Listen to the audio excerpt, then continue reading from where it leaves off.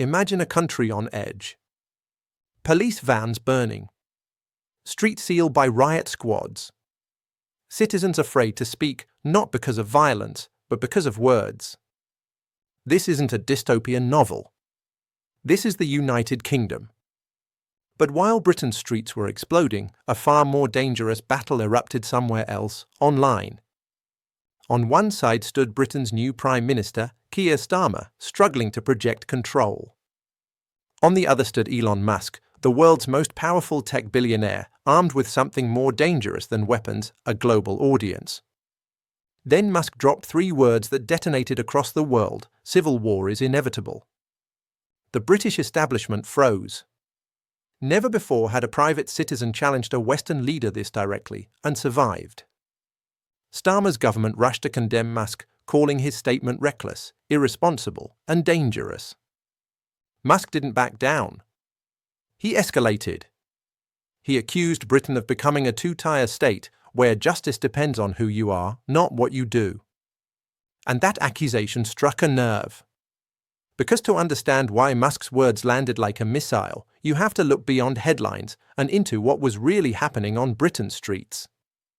The event that changed everything. After the tragic killing of 3 young girls in Southport, Britain was already emotionally raw. Starmer promised order.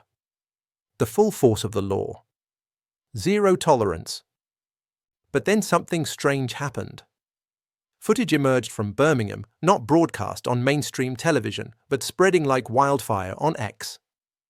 A large masked mob. Weapons visible. A lone bystander beaten in public. Police stood back. No immediate intervention. No swift arrests. That moment became symbolic. Musk shared the clip with his 190 million followers and asked a question Downing Street could not answer: why are all communities not protected equally? That single question ignited the two-tier Britain narrative. Because suddenly, people began noticing patterns they couldn't unsee. The crackdown that backfired. As street violence subsided, the government shifted focus, not toward criminals, but toward speech. Within 72 hours, hundreds arrested. Dozens charged. Some jailed, not for violence, but for posts. A man sentenced to nearly 2 years in prison for a Facebook comment. A woman arrested at 4 a.m. for a tweet. Citizens detained for sharing memes. Meanwhile, due to prison overcrowding, violent offenders were released early to make space. That contradiction exploded public trust. And Musk seized the moment. How, he asked, does a nation free burglars and jail people for words? To him, this wasn't security.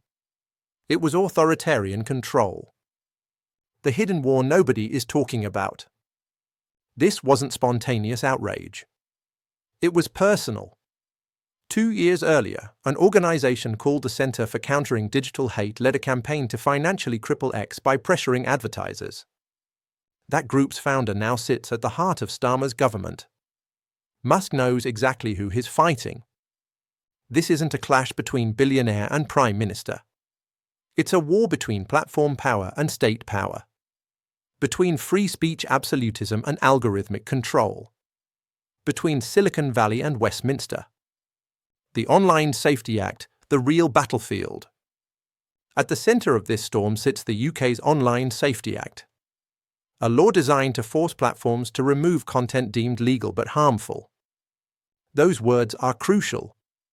Because once a government defines harm, criticism becomes optional and dissent becomes dangerous. Musk sees this as a red line.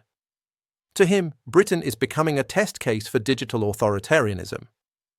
If the UK can silence Elon Musk, it can silence anyone.